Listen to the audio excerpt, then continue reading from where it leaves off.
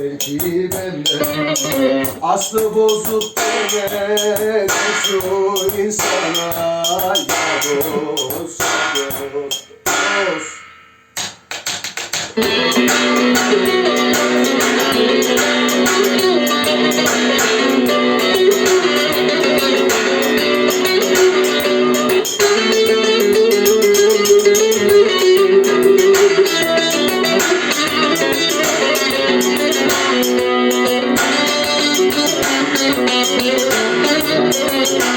Eskinin ritim basları vardı ya, batı çalardı böyle. Ana batı.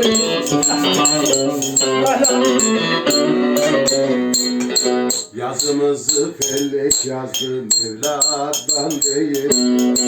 Senin dediklerin evladan değil.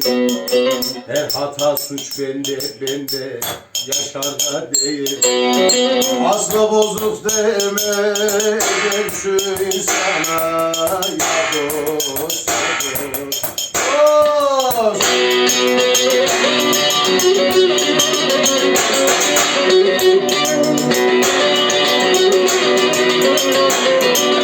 Allah seni çağırıyor.